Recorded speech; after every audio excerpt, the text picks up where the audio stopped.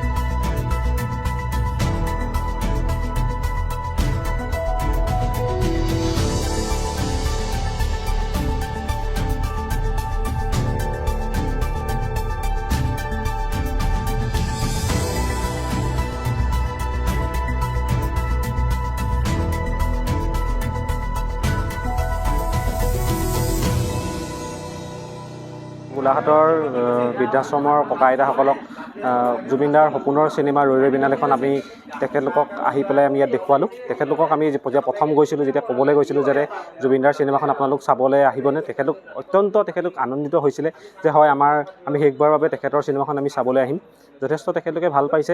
তেখেতলোক আহিলে আমি তেখেতলোকক আনি পেলাই তাৰ কাৰণে আমি ক'ব লাগিব আমাৰ গোলাঘাট গ'ল্ডৰ স্বত্বাধিকাৰী সাগৰ গোহাঁই ডাঙৰীয়াদেৱ, তাতে আমাৰ গোলাঘাটৰ গ'ল্ডৰ কৰ্মকৰ্তাসকলে আমাক যথেষ্ট সহায় কৰিছে।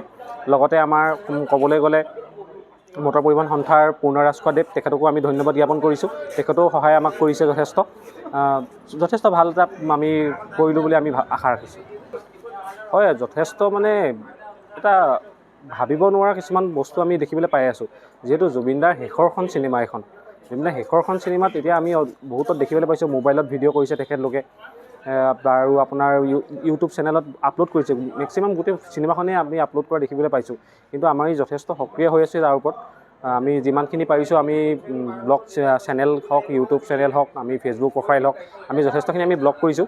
কিন্তু তথাপি তাৰ স্বত্বেও কিছুমানে কৰি আছে। কিন্তু গোলাঘাটত আমি একদম কঠোৰভাৱে আমাৰ জুবিন গাৰ্গ ফেন ক্লাবৰ প্ৰত্যেকটো শ্ব'ত 2টা-3টা হ'লেও আমাৰ ল'ৰা আমাৰ প্ৰত্যেকটো শ্ব'ত আমাৰ আছে।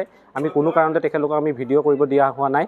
আৰু তেখেতলোকক যিসকলে কৰিছে তেখেতলোকক আমি ভদ্ৰভাৱে বুজাই দিছোঁ যাতে তেনেকৈ এইবোৰ কৰিব নালাগে। যদি তেখেতলোকে তাতকৈ ওপৰত কৰিবলৈ যায় কিন্তু আমি আইনী ব্যৱস্থা ল'বলৈ আমি বাধ্য হ'ম। সকলোকে আমি অসমবাসীক এটাই আহ্বান জনাম, জুবিনদাৰ শেষৰখন চিনেমা আপোনালোকে চাবলৈ আহক ছবিগৃহত।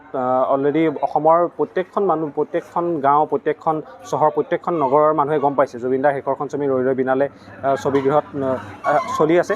আমি এটাই আহ্বান, অসমবাসীক এটাই আহ্বান জনাম, জুবিনদাৰ শেষৰখন ছবি আপোনালোকে চাওক। জুবিনদাক আপোনালোকে জুবিনদাৰ যিবোৰ মুহূৰ্ত তেখেতলোকে